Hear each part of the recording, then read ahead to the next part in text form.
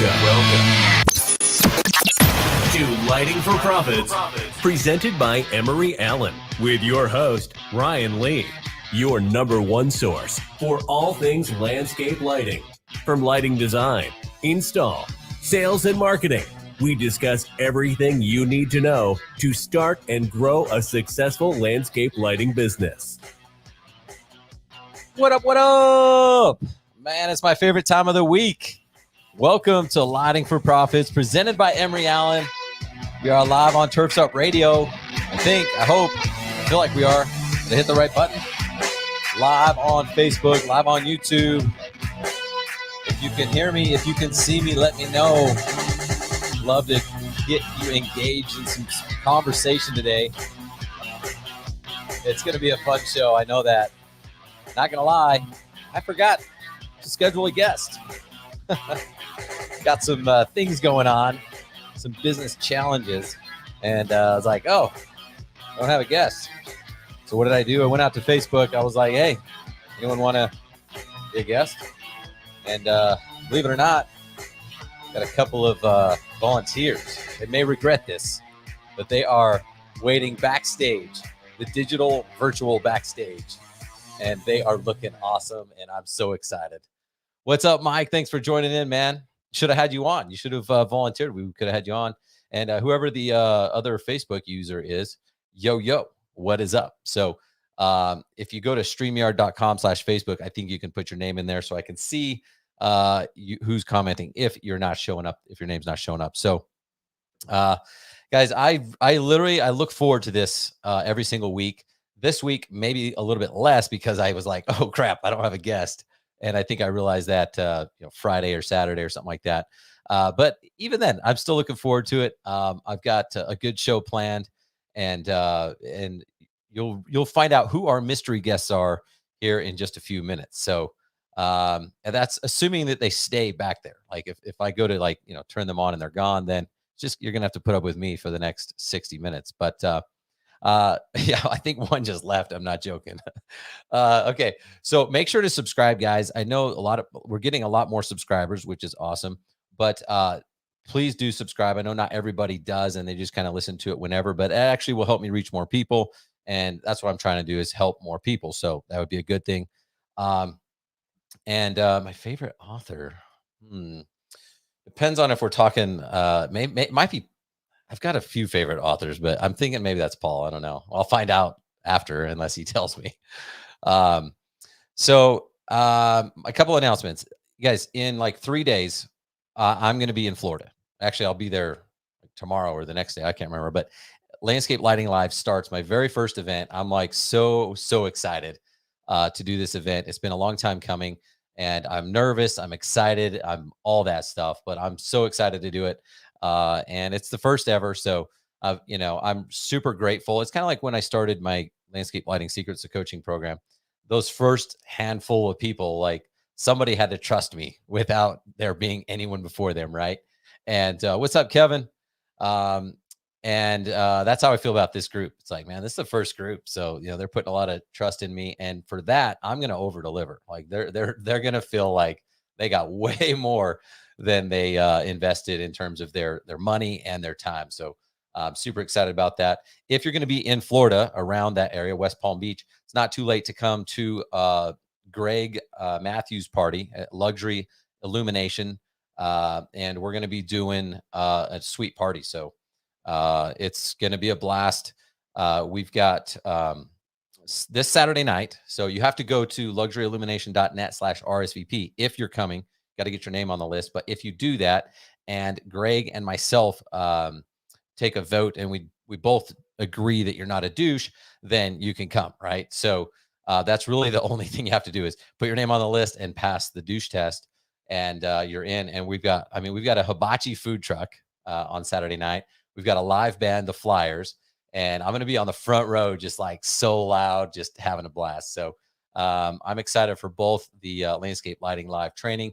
What's up, John? I'll see you down there, man. Excited to see you in a couple days. What's up, Sean? Andrew, what's up, man? I'll see you down there. It's going to be a good time. So that I'm excited. Now, if you missed out on Landscape Lighting Live and you got some FOMO going on, I have one other event that I'm planning on doing this year, and I'm probably not going to do any others except for we're doing a Landscape Lighting Secrets one, private event. But beyond that, I'm really not planning on doing any other trainings. So the only other one I'm doing is March 11th, 12th, and 13th in Raleigh, North Carolina. You can go to lightingaccelerator.com. So we've sold it's a little bit over half the tickets for that. So we've still got some openings. I think we got 4 or 5 slots left. So if you want to come to that, this is your chance. We're going to be talking about landscape lighting, advanced Christmas lighting stuff. So make sure you guys come to that. And I don't. They call me Mr. Douche. I still don't know who this is, if it's the even same person. So go to lightingaccelerator.com. And then kind of my last announcement. Well, I got 2. And I'm going to ask my guests about AOLP, but I am going to be at AOLP. Had a study session today for the CLVLT. And that was kind of fun. But that's in mid-February. I don't even know the dates. And then I'll be in Cincinnati for the training, for the Haven training. They're launching some new products, everything else. That's February 24th. So because I've got a busier schedule than normal with travel, that's why I'm just really planning on doing one more training session after Landscape Lighting Live, which will be Lighting Accelerator. Now, a lot of people have asked me, well, why is it Lighting Accelerator? Why not Landscape Lighting Live? It's because we're doing combined. It's just combined Christmas lights and landscape lights. So it's a 3-day event instead of 2. And that's pretty much all the announcements. So before we welcome our mystery guests, I want to talk about something, actually a book that I just recently read, finished up reading. It's called The Dream Manager. Now, if you have not read The Dream Manager, I highly, highly recommend it. It was instantly added to one of my favorite books list. And, I think a lot like when we, obtain knowledge, whether it's by reading a book or meeting someone or attending a training, whatever, I think a lot of it has to do like some people will read a book and be like, oh, really? I didn't like that one. I think a lot of it has to do with our current state. And right now I'm really focused on learning about culture and how to create a better culture and how to create a better organization. And I've learned a lot about this topic over the last few years.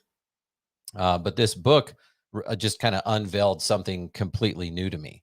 So I highly recommend it. In the book, it basically talks about this janitorial company struggling with turnover. Imagine that.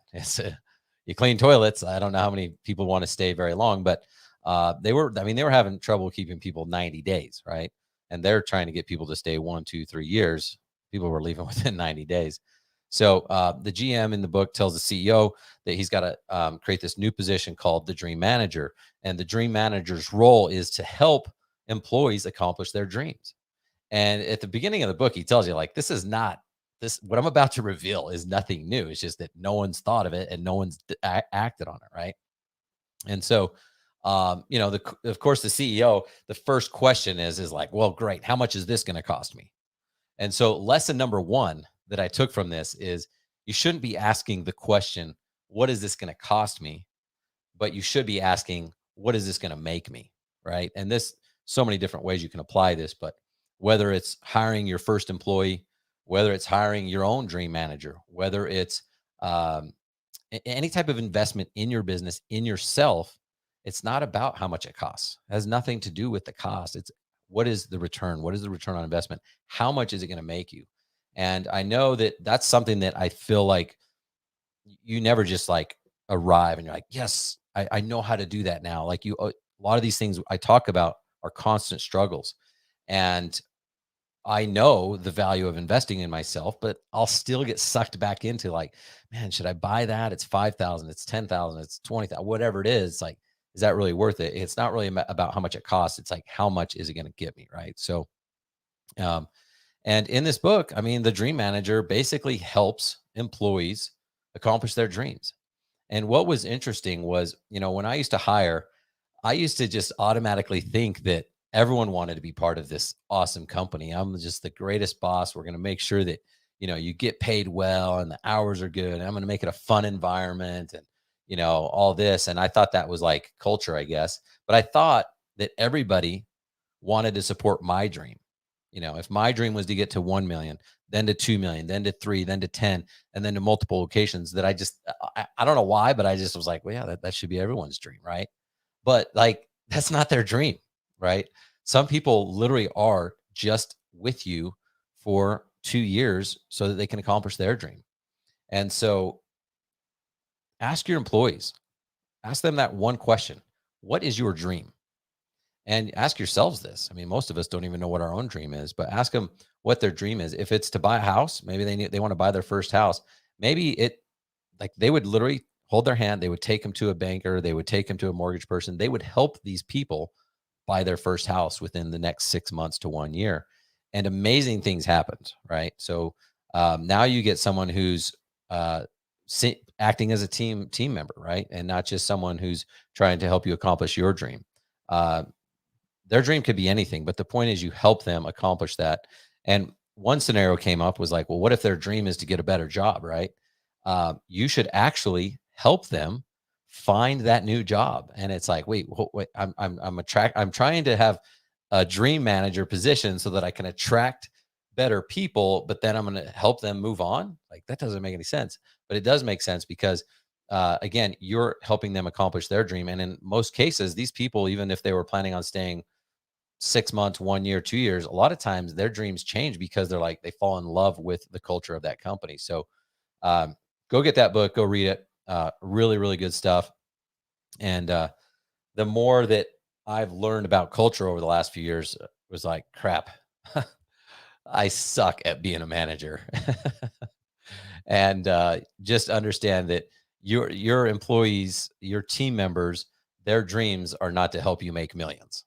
So sorry about that, but not really.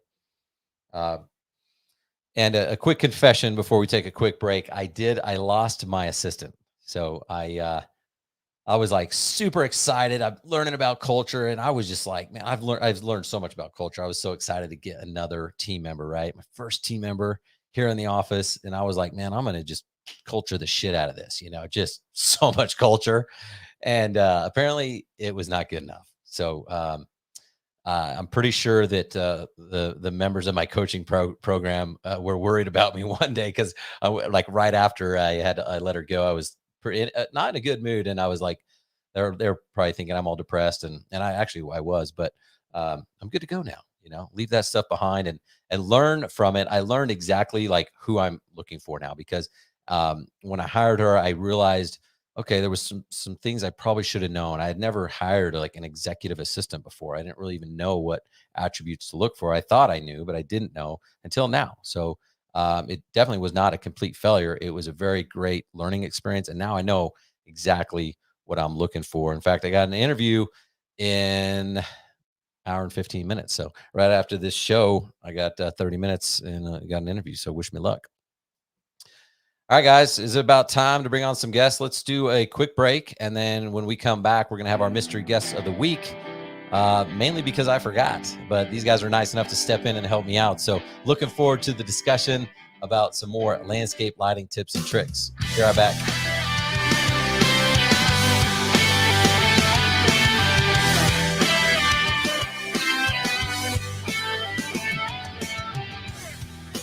There's more to landscape lighting than just throwing a fixture under a tree. The best display is one that was not only designed well, but also stands the test of time. High-quality fixtures and bulbs are key to long-term success and customer happiness. At Emery Allen, our focus is on creating only the highest performance landscape bulbs in the industry, with long-lasting components that don't degrade or flicker with age. Each bulb's appearance is always consistent throughout your lighting project. We offer a wide range of base types, beam spreads, and color choices that will fit your needs. To learn more, give us a call at 843-480-4473 or email us at info@emeryallen.com. Hey everybody, this is Hecubus from the Nightcap. I'm just sitting here relaxing within the vault with my friends and a tasty, tasty pint. You should stop by and listen in sometime. I'm here every Monday through Friday, 8 to 10 p.m. Eastern, live only on Turf's Up Radio. Your industry, your station.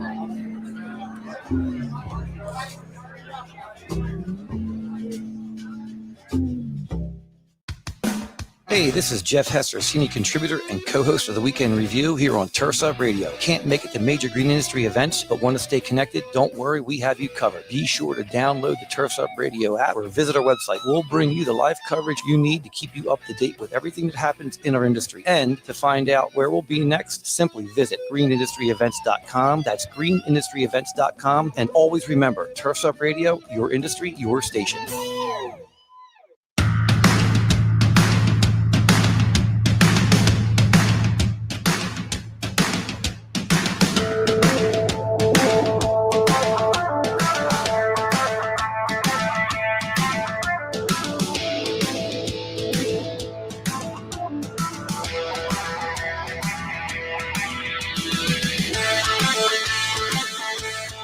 All right. It's time to welcome our mystery guest. We got people wondering who is the guest, or shall I say, who is the guests? What's up, Rick, Carmen, and Chris Appelstadt? Yes. Hey, Ryan. How you guys doing? Good. Are you sure you're ready for this? No. Let's start off with Rick. Rick is a longtime listener, always very supportive, which I'm super grateful for, but first time on the show, so welcome, Rick. Thanks, Ryan. Glad to be here. I was excited when I saw you reach out and said, I'm in. And it's always nice to have a friendly face. I wasn't exactly sure what type of reaction I would get because it's like, well, I don't know everybody personally. So here we are. So thanks, you guys, for reaching out. Chris, welcome back. This is your at least second appearance on the show. I have improved so much since last time. I'm just so stoked to be here, Ryan. Yes. Did you have that microphone last time? I did, but it wasn't as visible as it is today. Okay. I like it. Somehow when it's visible, it makes you sound better, I think. Yeah, it's true. Yeah. Well, I'm excited to have you guys help me out. It's no joke when I say I forgot. I did lose my assistant, and that may have had something to do with it. But yeah, now here I am. So I appreciate you guys stepping in. I was just talking about culture. Chris, could I ask you, put you on the spot a little bit? What things have you done? You're still a fairly new business, but you're rocking and rolling, and you're doing a lot of things right. What are some things that you've done to build your company culture in your business? So I'm new in the landscape lighting world, but I've been around for a while in the holiday lighting world. But so going from a seasonal to a year-round business is a big difference. A big thing that we focused on this year was almost a year ago, so beginning of 2021, we talked about having a company trip. We've talked about it before, and I said, guys, I want to do something cool. And we started talking about what we were going to do. We're going to go out of the country, and ended up kicking around some different ideas, but we planned a trip to Mexico for all the full-time employees and their partner, spouse, wife, whatever they happen to be able to invite. But it was a really cool thing to talk about the whole season, all landscape lighting, all the holiday through the tough days. We'd bring it up and get excited. For some of my guys, they'd never left the state of Ohio before, never flown on a plane, so they had to get their passports, and it was super, super cool and exciting having that to look forward to and talk about and be excited about all year. That's awesome. So when they're like having a bad day complaining, you're like, Mexico. Yeah, I wasn't super obvious like that, but we'd throw it in there, and it was something that they could Google the place. We went to some random island in the middle of nowhere, a couple hours away from Cancun that no one's ever even heard of before. And other than me getting COVID the night before and not being able to go, my guys had a great time and really enjoyed the trip. So, but that was something that we really focused on for the culture side. Yeah, that's too bad you weren't able to go, man. Yeah, it sucks. Effing COVID. I wasn't even sick. Like, I just took the test to be safe. Like, I wouldn't have even known I had it, but that's part of the world we're living in right now, I guess. Yeah. Rick, anything you've learned about culture that you're implementing in your business? COVID sucks. I had a client ready to fly me down to Dominican, and it just, with everything that was going on, we just had to cancel it. So, but going down there is certainly a culture shock. But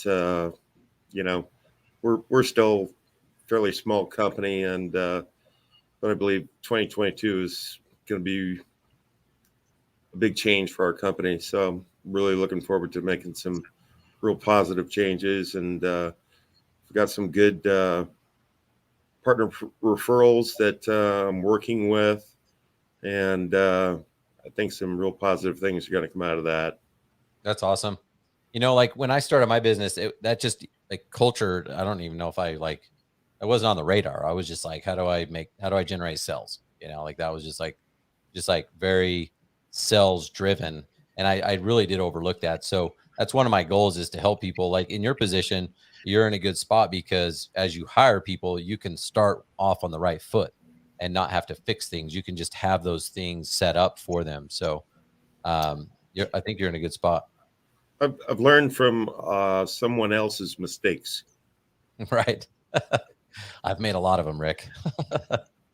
So, Rick, one of the things I saw you post the other day in one of the groups, someone was asking about maintenance, and I can't remember how the question was worded, but one of the comments you talked about was just kind of learning to say no. If it's not your specialty, if it's not your thing, not every customer's for you. How hard is that to do in your business, even though it might be tempting to just generate a sale, right?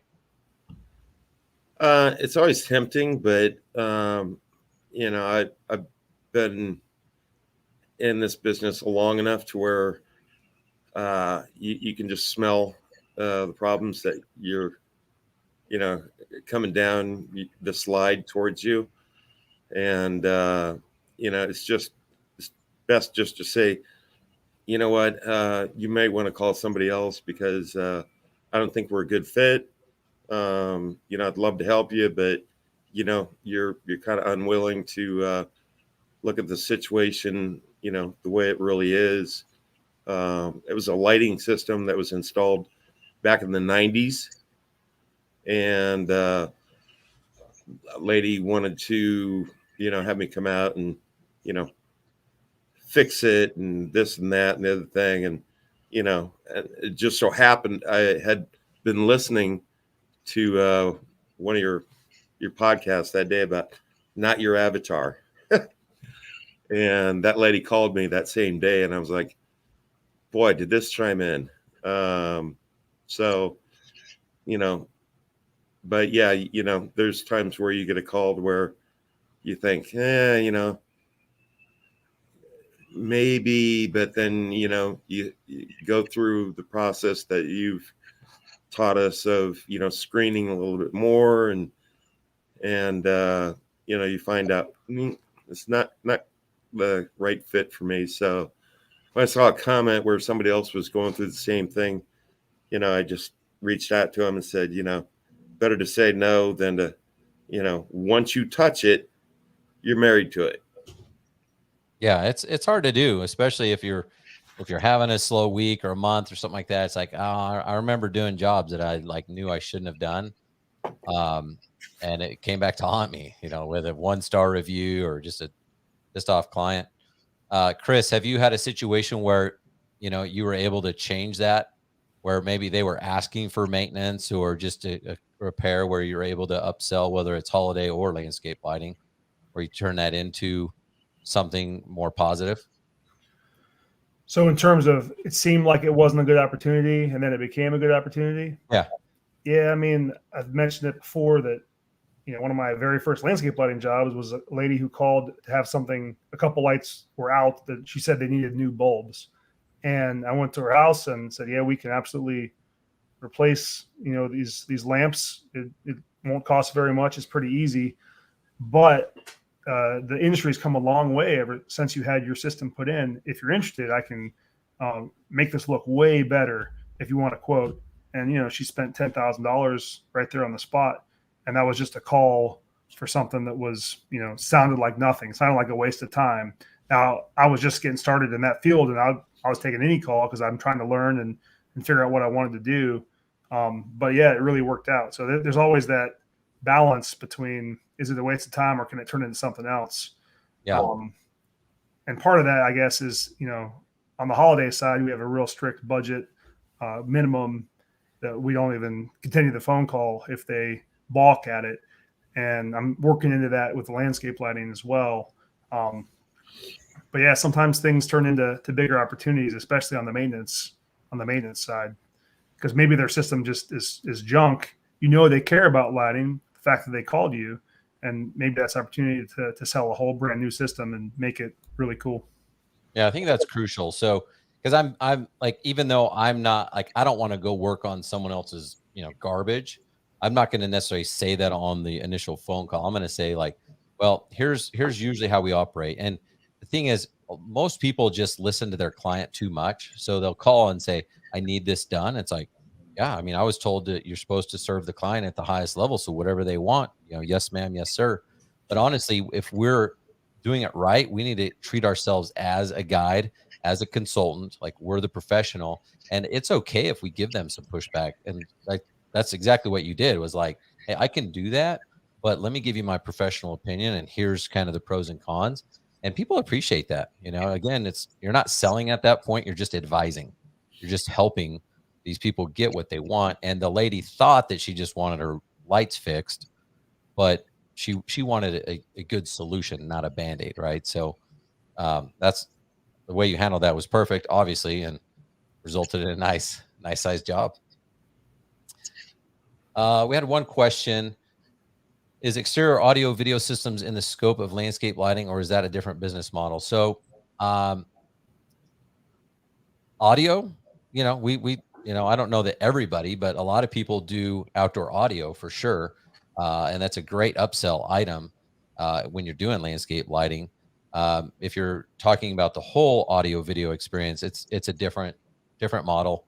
Most of the AV guys are, doing mostly interior. They go out in the yard and stuff like that. But it brings up a great opportunity to form a relationship and a partnership with those types of companies, because a lot of them, they'll do the outside, but they don't really want to. If a client asks them, like, could you do my outdoor audio or whatever, or even landscape lighting, like they'll do it if they have to, but they're trying to just stay in the air condition. So that's when you call on those guys and say, hey, what do you guys do when someone asks you about landscape lighting?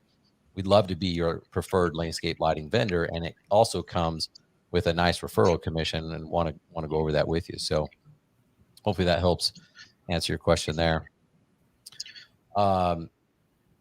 Couple of questions that I guess I've seen kind of going around some of the different groups. People are generally always interested in marketing. Rick, Chris, you guys want to share anything that you guys have been doing over the last 12 months or 30 days, whatever? Any marketing strategies that you found to be successful in your businesses? Go ahead, Rick. Okay. Last month we just started Sengem, and with the holidays and all that, not really any response just yet. One of the neighbors said, hey, that was outstanding. How you sent a card out.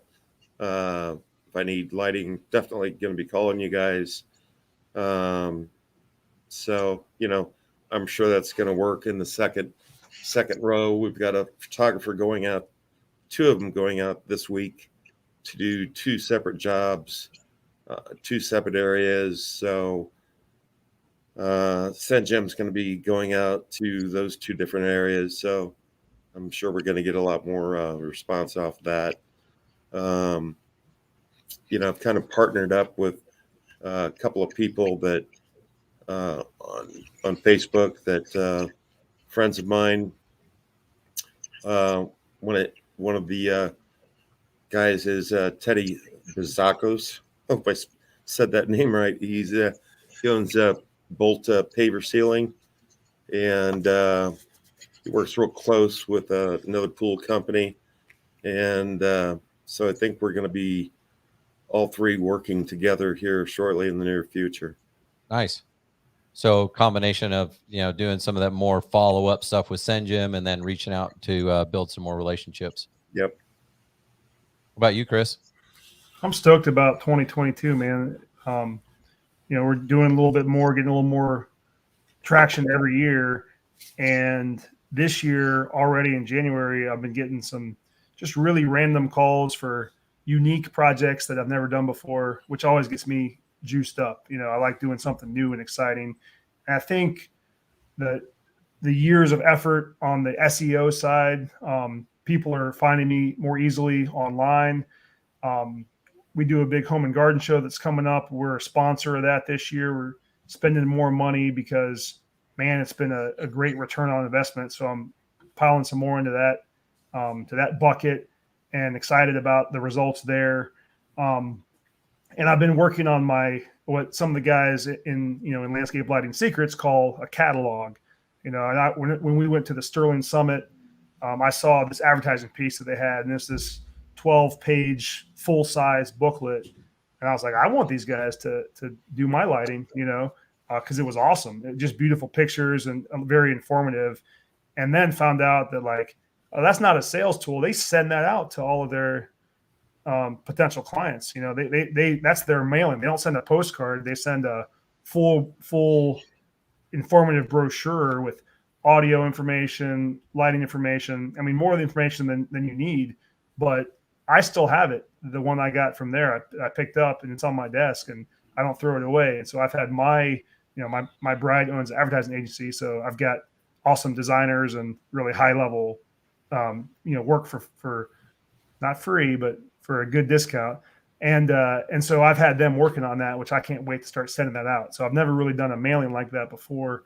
But I know other guys in the group do it and get good results. And so I'm excited to have that, something that really stands me out above any other competitors here in my area.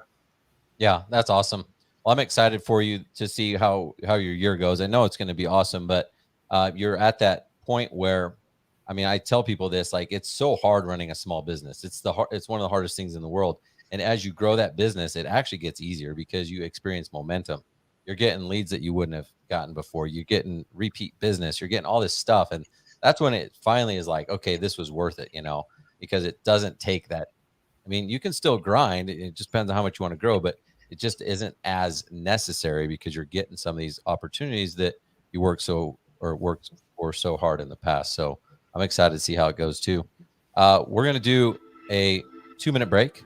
And then when we come back, we're going to talk a little bit more about social media and what I think are some of the best ways to use social media to grow your business. So stick around. We'll be right back with more from Chris Apfelstadt and Rick Carmen.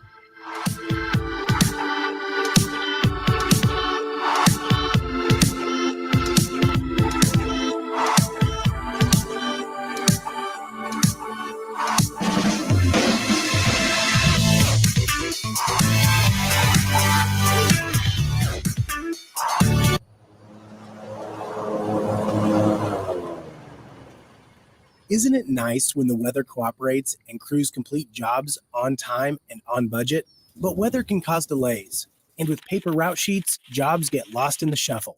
That's why you need Aspire Crew Control scheduling software, an easy-to-use, flexible, and affordable solution that allows you to shift schedules with a single click. Try Aspire Crew Control for free at aspirecrewcontrol.com. Are you a military family with a spouse on deployment away from home? Did you know that nonprofit Project Evergreen has thousands of volunteers across the country ready to help military families with lawn, landscape, and snow removal services? We call it Green Care and Snow Care for troops. If you are a military family and would like to receive this free service, or if you'd like to volunteer to help, visit projectevergreen.org. Project Evergreen, creating a greener, healthier, cooler Earth. 1 yard at a time. Are you tired of working dawn to dusk 7 days a week and still struggling? Working hard isn't your issue. What you need to focus on is the business side of your business. That's where Profits Unlimited comes in. With our 42 years of experience in the industry, we have faced the challenges you are going through. We can help you with bidding, contracts, marketing, selling, and much more. Check us out at profitsrus.com. That's profitsareus.com when you are ready to earn what you deserve. And don't forget, tune into Profit Time at 10 to 11 a.m. Eastern Standard Time, Monday, Wednesday, and Friday. Remember, profit is not a dirty word.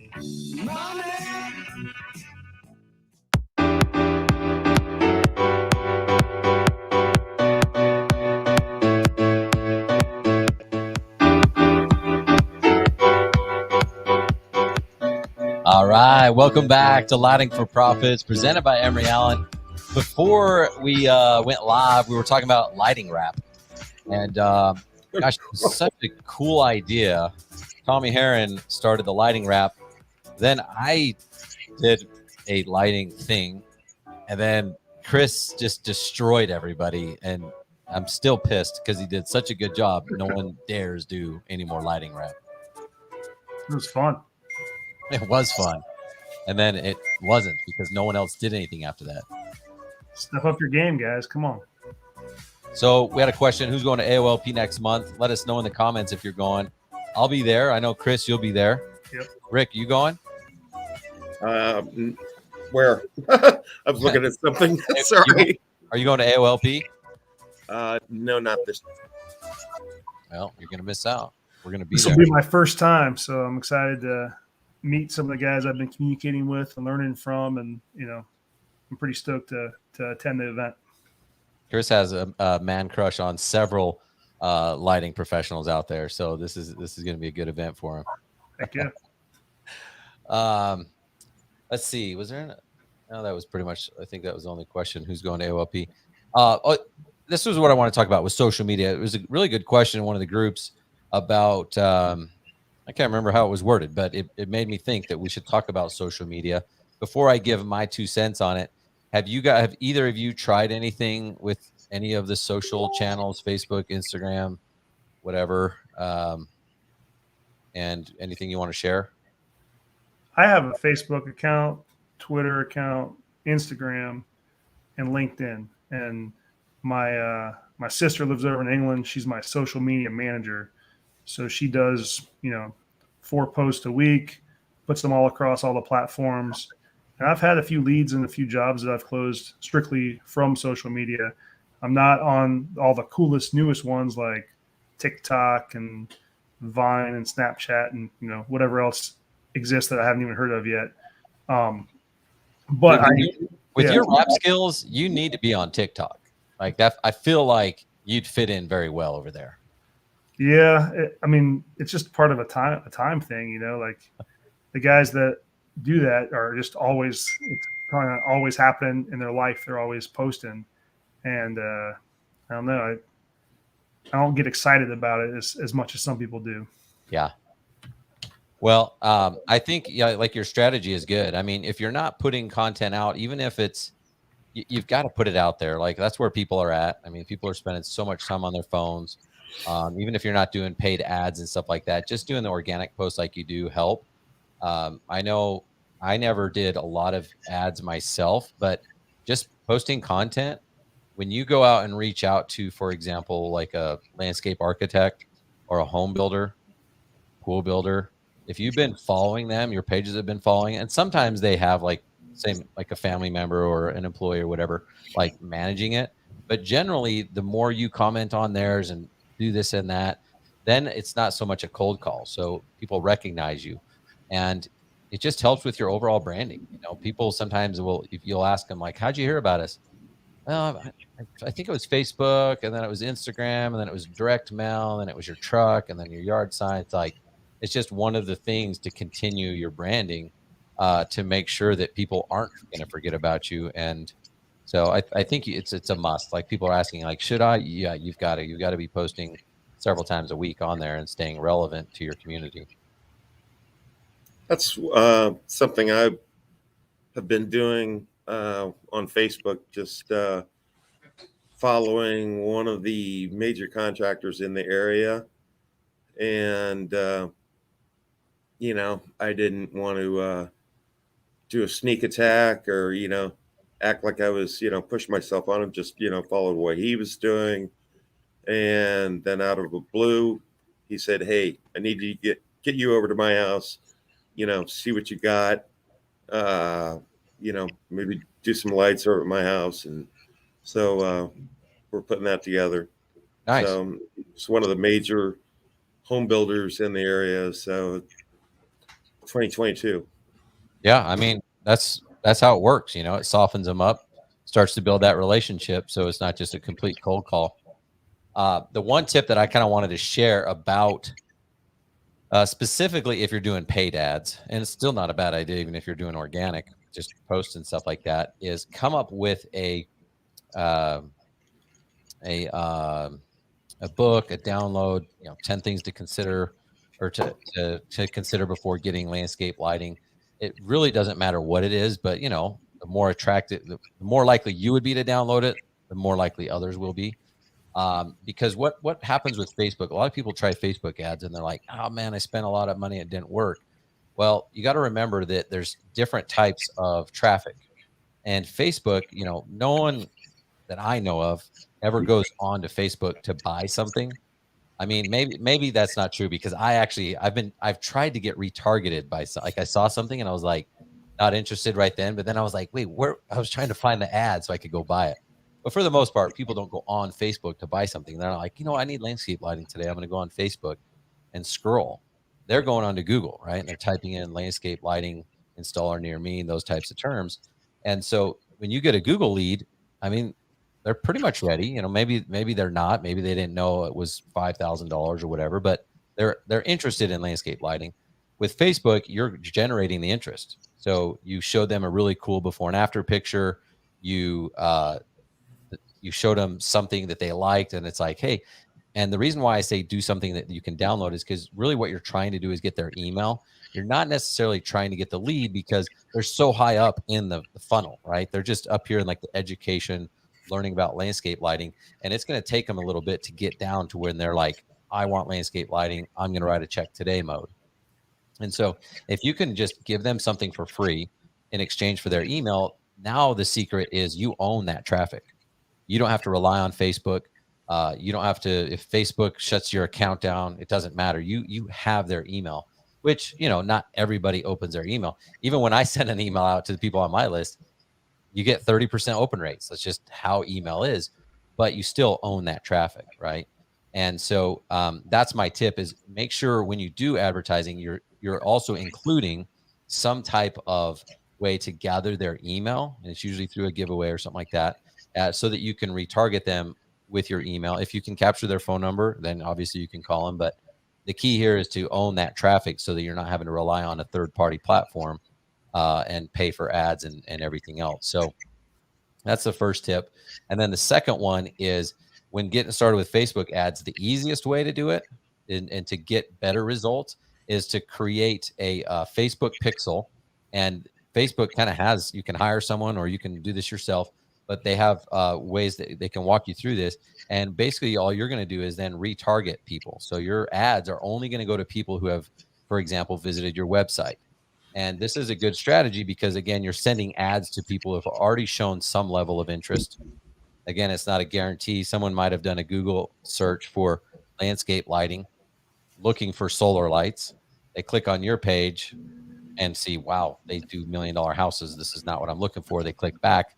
They've visited your website, so now they're going to see your ad. So it's not like 100% of the people are going to be buying from you, but it's still a better strategy because you already know these people have shown some level of interest in your company. And have you guys tried that ever?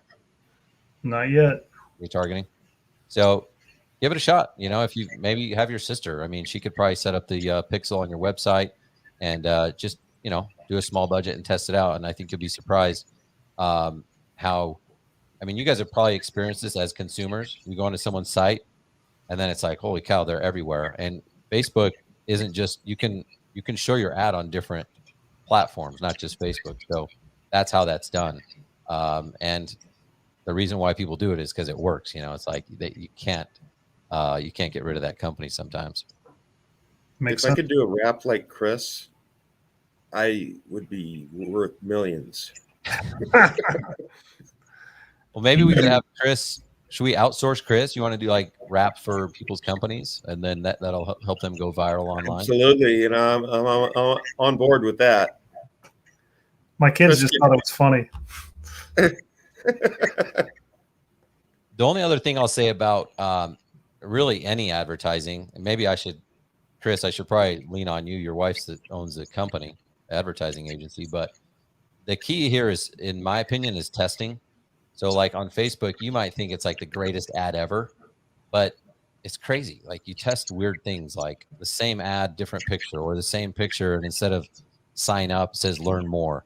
Just weird stuff, different headlines, different offers. Try 300 off, try 350 off, try free demo. Like try these different things in different combinations. And the key is to only change one thing at a time, because if you make two changes and then it goes up or down, then you're like, oh, well, which one was it? Right. So that's the key. And you have to be patient with social media, because it's not, again, these people aren't actively looking for you right away. So you've got to have some money to play and stay in the game. To me, that just makes me feel tired. Like I want to pay someone who's good at that, and that's all they do all day. And I know some people love doing it themselves and playing around with the different variables and seeing what works and not. But I want to spend my time in other areas of my business. Like I want a social media person to handle that crap. I don't have to think about it. Maybe meet once a quarter and talk about some strategies or ideas, but let the experts handle what they're good at, and I'll go try to sell more lighting jobs. 100%. I'm with you 100%. When you hire them, you want to ask them these things, because there's a lot of people that claim to be social media marketing experts, and yeah, they're not doing that. So if you keep seeing your ad, it's the same one over and over, they're probably not testing it. Right. Did you guys ever start by knocking on doors? So I built my first business, man. Yep. I knocked on a lot of doors selling house painting jobs. That's the only marketing I did for, years. So yeah. Yeah. Love it. A lot of doors. I'm the same way. I got started in window cleaning, and that was the only way I knew. I didn't have money for advertising. And even when it came to landscape lighting, I didn't have money then. We were fortunate enough to get a job from a landscaper. We had a relationship with a landscaper. He gave us this job in a really nice neighborhood. I went and knocked every single house, which this was the nice thing about it was there wasn't a ton of houses because they were big homes, but knocked every single house. I said, hey, we're doing a job down the street. I'd love to come set up a demo.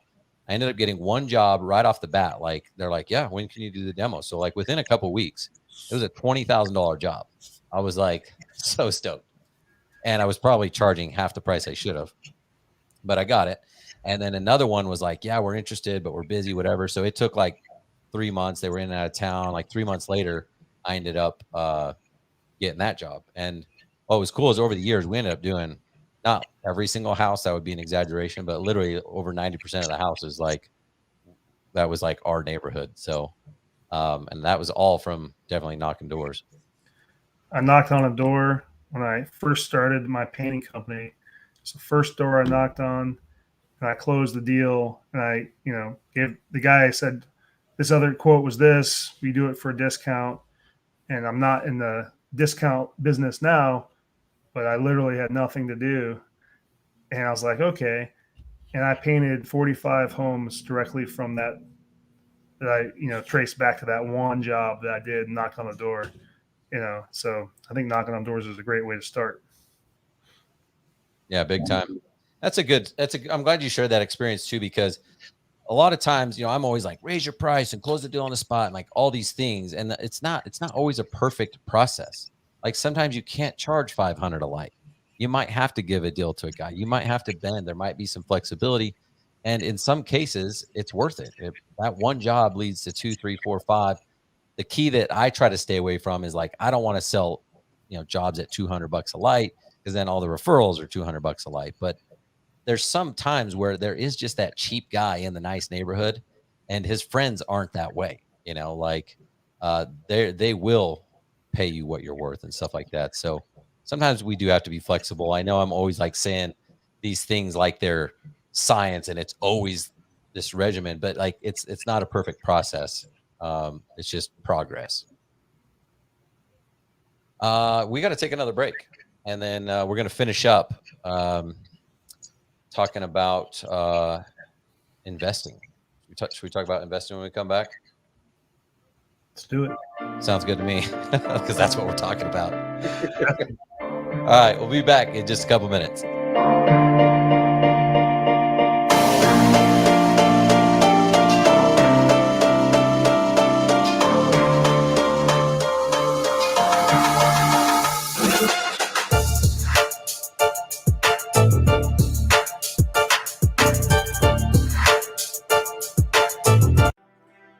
Hey, everybody, it's Brooke Ford, host of the Green Veteran here on Turfs Up Radio.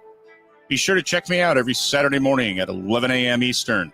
You're going to hear some great one-on-one interviews with green industry professionals.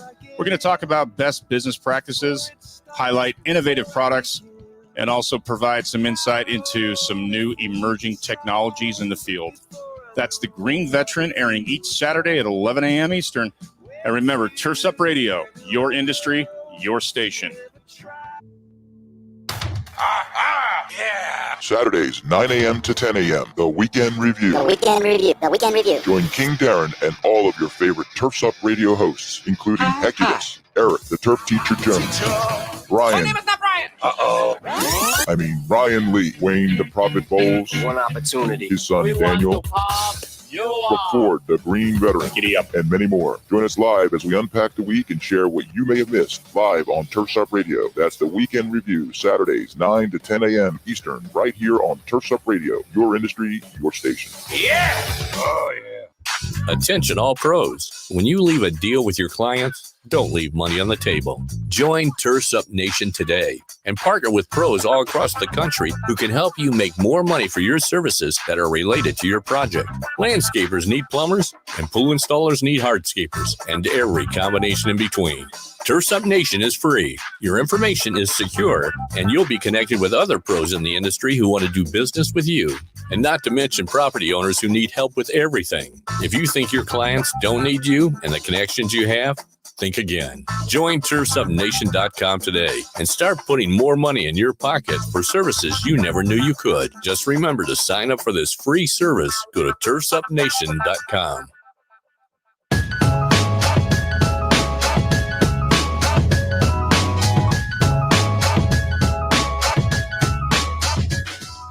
CLVLT. Going to be working on a rap, some sort of rap down at the AOLP conference with Chris. I think we could put something together down there. Guys, this show always goes by so fast, and today's no different. I want to wrap the show up by talking about investing. And no, we're not talking about Dogecoin or however the hell you say that coin or whatever. We're not talking about that. I have to unmute you guys. There we go. We're not talking about that, but Warren Buffett actually said, I don't have the direct quote here because I'm not prepared this week, but he said there's one investment that you can't beat, can't be taxed, and not even inflation can take it away from you.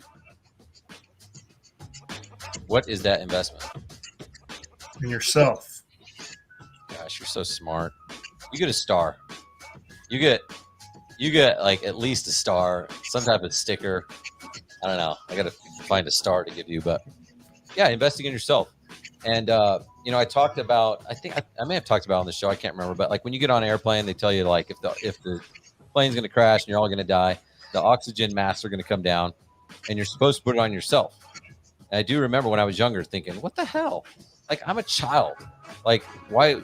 Normally it's like, help women and children first. In this case, they're like, no, you put it on yourself first. I thought it was a selfish move, but it makes sense. It's like you if you're not taking care of yourself, then you're not gonna be able to take care of others. So you guys, I guess start with you, Rick. Anything that you've done to invest in yourself? This could be physically, emotionally, business, anything. Reading a lot of books. I wrote down, your book that you just got. I'm going to look at that. Read Rich Dad, Poor Dad. Janet's book. It's just kind of deep.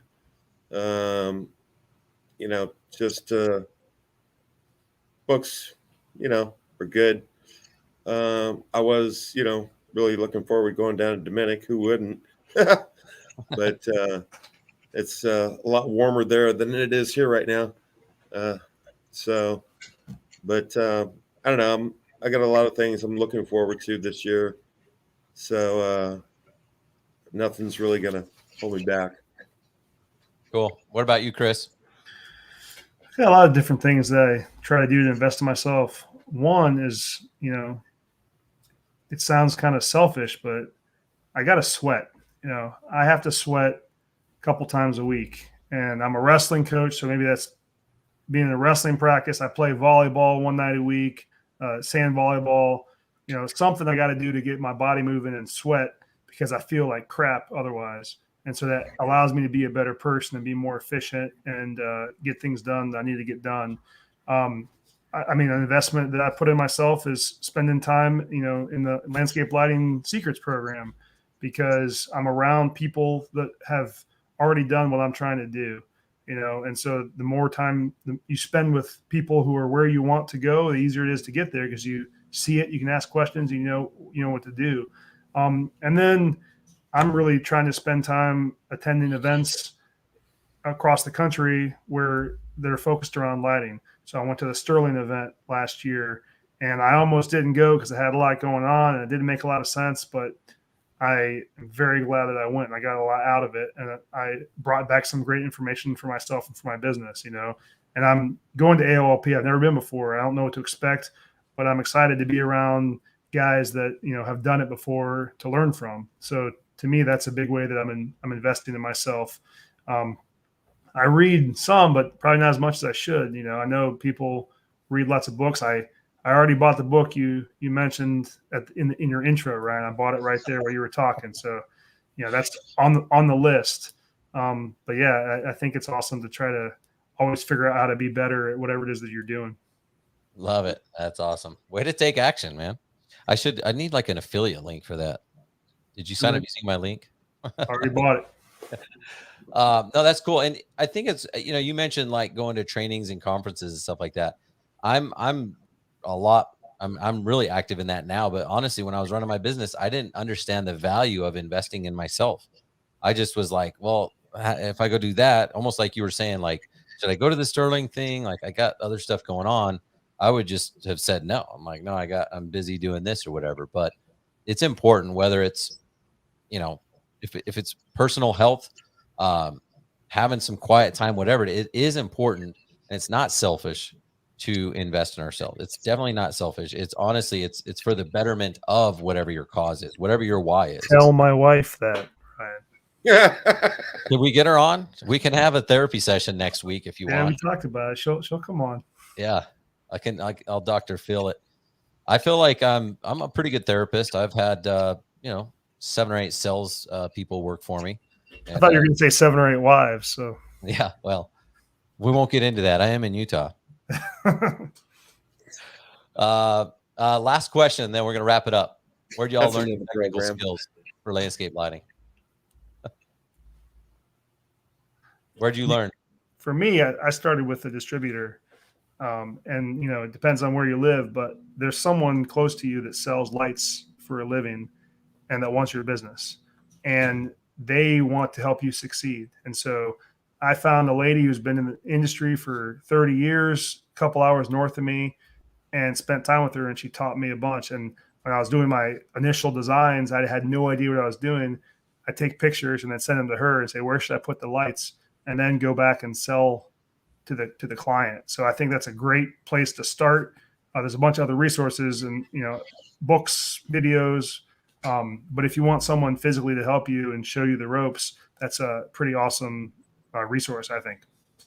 Yeah, I agree. Mine was the same way. Just it was a local distributor at the time. And pretty much like you said, anyone who's selling lights, whether it's a manufacturer, distributor, you can reach out to them. They're going to want to invest in you because it's going to pay off dividends for them down the road. So, well, guys, I really appreciate you coming on here. Any last advice you want to share or last comments before we wrap it up? What do you got, Rick? Hopefully I'll cut loose here and go down and see Ryan this week. All right. Hope to see you Friday or Saturday, man. Can't wait to meet everyone who I haven't met yet at AOLP who's going to be there, and it's going to be an awesome year. 2022 is getting ready to explode. It's going to be awesome. I was hoping we'd have more time. I wanted to ask you guys what your specific plans were, but maybe we'll have to have you back on because we are out of time. So Just want to thank you guys again for volunteering to be on here, helping me out, helping the lighting community out. Really appreciate your time. Thank you to everyone else who's here live. If you're listening on the replay, thank you guys so much. Really appreciate it. And just keep moving forward. Thanks, Ryan. Thanks, Rick. Thanks for having us on, Ryan. See you guys. Good to see you guys.